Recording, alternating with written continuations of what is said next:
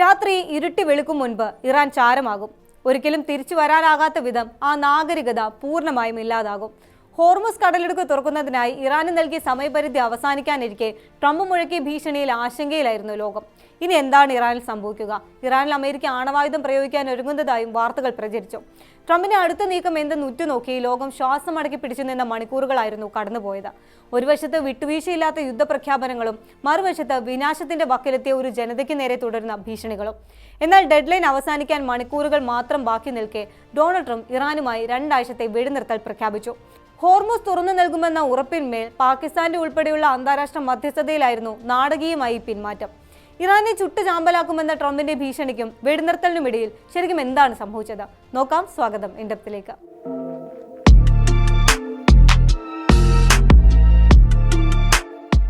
US സമയം വൈകിട്ട് 6:32 ഇറാനുമായി 2 ആഴ്ചത്തെ വെടിനിർത്തൽ എന്ന് US president Donald Trump Truth സോഷ്യലിലൂടെ അറിയിച്ചത്. തൊട്ടു പിന്നാലെ ഇറാനും ഇത് സ്ഥിരീകരിച്ചു. ഇറാൻ US യുദ്ധം ആരംഭിച്ചിട്ട് ഏകദേശം 6 ആഴ്ചയായി. തിരിച്ചടിയായി ഇറാൻ ഹോർമുസ് കടലിടുക്ക് സ്തംഭിപ്പിച്ചതോടെ ഭീഷണികളും കടുപ്പിച്ചു അമേരിക്ക. മാർച്ച് 23 ട്രംപിന്റെ ആദ്യ ഡെഡ്ലൈൻ. ഹോർമുസ് തുറന്നില്ലെങ്കിൽ ഇറാനിലെ പവർ പ്ലാന്റുകളും ഓയിൽ ഹബ്ബുകളും തകർക്കുമെന്നായിരുന്നു മുന്നറിയിപ്പ്. ഇറാൻ ഇത് മുഖവിലയ്ക്ക് എടുക്കാത്തതിനാൽ പിന്നീട് നിരവധി തവണ ഡെഡ്ലൈൻ നീട്ടേണ്ടി വന്നു ട്രംപിന്. ഏപ്രിൽ 6 വരെയുള്ള സമയപരിധി അവസാനിക്കാനിരിക്കെ വീണ്ടും നീട്ടി ഏപ്രിൽ 7 ചൊവ്വാഴ്ച വൈകിട്ട് 8 മണി, അതായത് ഇന്ത്യൻ സമയം ബുധനാഴ്ച പുലർച്ചെ വരെയാക്കി. സമയപരിധി അവസാനിക്കാൻ മണിക്കൂറുകൾ ബാക്കി നിൽക്കെ അമേരിക്കയും ഇസ്രയേലും ഇറാനിലെ റെയിൽവേ പാളങ്ങൾ, റോഡ്, വിമാനത്താവളം, പെട്രോ കെമിക്കൽ പ്ലാന്റുകൾ എന്നിവ ലക്ഷ്യമിട്ട് വ്യോമാക്രമണം ശക്തമാക്കി. ഇറാനിലെ പ്രധാന എണ്ണ കയറ്റുമതി കേന്ദ്രമായ കാർഗോ ദ്വീപും ആക്രമണത്തിന് ഇരയായി. ഇതിന് പിന്നാലെയാണ് ഇന്ന് രാത്രി ഒരു നാഗരികത മുഴുവൻ നശിപ്പിക്കപ്പെടുമെന്ന് ട്രൂത്ത് സോഷ്യലിൽ ട്രംപ് പോസ്റ്റ് ചെയ്തത്. ഈ ഒരു സന്ദേശം ലോകമെമ്പാടും വലിയ ആശങ്കയുണ്ടാക്കി. സമയപരിധി അവസാനിക്കാൻ വെറും മണിക്കൂറുകൾ മാത്രം ബാക്കി നിൽക്കെ പാകിസ്ഥാൻ പ്രധാനമന്ത്രി ഷഹബാസ് ഷെരീഫിന്റെ നേതൃത്വത്തിൽ നടന്ന നയതന്ത്ര നീക്കങ്ങൾ ഫലം കാണുകയായിരുന്നു എന്നാണ് റിപ്പോർട്ടുകൾ. ട്രംപ് പരസ്യമായി ഭീഷണി മുഴക്കുമ്പോഴും പിന്നിൽ സമാധാനപരമായ നയതന്ത്ര നീക്കങ്ങൾ നടന്നുകൊണ്ടിരിക്കുകയായിരുന്നു എന്നാണ് റിപ്പോർട്ടുകൾ വ്യക്തമാക്കുന്നത്. എന്നാൽ ഔദ്യോഗികമായി വെടിനിർത്തൽ പ്രഖ്യാപിക്കുന്നതുവരെ എന്ത് സംഭവിക്കുമെന്ന് ട്രംപിന്റെ അടുത്ത വൃത്തങ്ങൾക്ക് പോലും വ്യക്തമായിരുന്നില്ല. പശ്ചിമേഷ്യയിൽ അമേരിക്കൻ സേനയും പെന്റഗൺ ഉദ്യോഗസ്ഥരും ഇറാന്റെ അടിസ്ഥാന സൗകര്യങ്ങൾക്കെതിരെ വലിയ ആക്രമണത്തിനായി തയ്യാറെടുക്കുകയായിരുന്നു.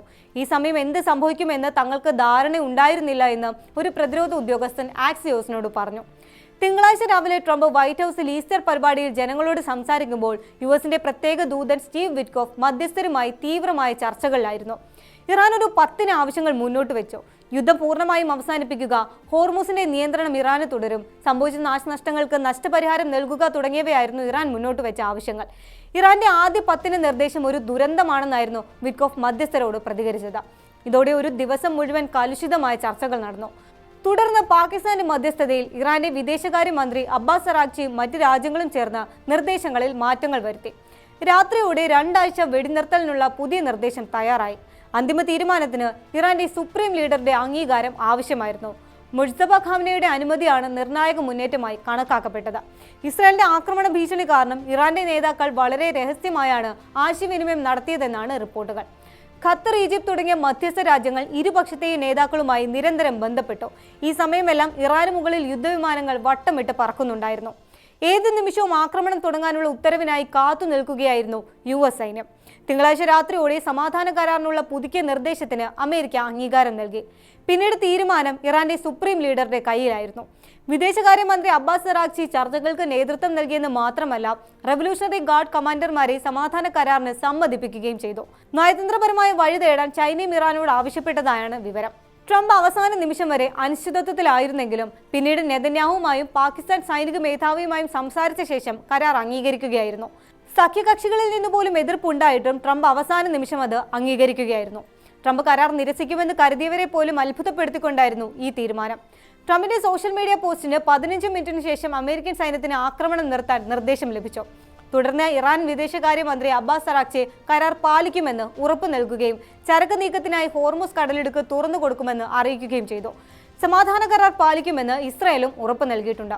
ഹോർമുസ് വഴിയുള്ള കപ്പൽ ഗതാഗതം പുനരാരംഭിക്കുന്നതിൽ ഇറാന്റെ നിലപാടും കരാർ പാലിക്കുന്നതിൽ നെതന്യാഹുവിന്റെ ഉറപ്പും ഇപ്പോഴും പൂർണ്ണമായി വ്യക്തമല്ല. ഇറാൻ തങ്ങളുടെ ആണവ പദ്ധതികളും മിസൈൽ പരീക്ഷണങ്ങളും ഉപേക്ഷിക്കണമെന്ന് വരും ദിവസങ്ങളിൽ അമേരിക്ക ആവശ്യപ്പെടുമെന്ന് ഒരു ഇസ്രായേലി ഉദ്യോഗസ്ഥൻ ആക്സിയോസിനോട് പറഞ്ഞതും കരാറിന്റെ ആയുസ്സിൽ സംശയങ്ങൾ ഉയർത്തുന്നു. വരുന്ന വെള്ളിയാഴ്ച പാകിസ്ഥാനിൽ നടക്കുന്ന നിർണായക ചർച്ചകൾക്ക് വൈസ് പ്രസിഡന്റ് JD വാൻസ് നേതൃത്വം നൽകും. അദ്ദേഹത്തിന്റെ കരിയറിലെ ഏറ്റവും പ്രധാനപ്പെട്ട ദൗത്യമാണിതെന്ന് റിപ്പോർട്ടുകൾ സൂചിപ്പിക്കുന്നു. തന്റെ കർക്കശ നിലപാടിലൂടെ യുദ്ധം നിർത്തിക്കാൻ സാധിച്ചുവെന്നാണ് ട്രംപ് ഇപ്പോഴും അവകാശപ്പെടുന്നത്. വെടിനിർത്തലിനായി ഇറാൻ സമീപിച്ചതെന്ന് വാദിക്കുന്നുണ്ടെങ്കിലും ഇതാദ്യമായാണ് ഒരു കരാറിന് ഇറാൻ തയ്യാറാകുന്നതെന്ന് US വൃത്തങ്ങൾ തന്നെ വ്യക്തമാക്കി കഴിഞ്ഞു. ഇറാൻ മുന്നോട്ട് വെച്ച 10 ആവശ്യങ്ങളിൽ എത്രത്തോളം അനുകൂലമായ തീരുമാനങ്ങൾ US എടുക്കുമെന്നത് ഇപ്പോഴും വ്യക്തമല്ല. ഇസ്ലാമാബാദിൽ നടക്കുന്ന US ഇറാൻ ചർച്ചകളാണ് സമാധാനമാണോ അതോ വീണ്ടും യുദ്ധമോ എന്ന ചോദ്യത്തിന് മറുപടി നൽകുക.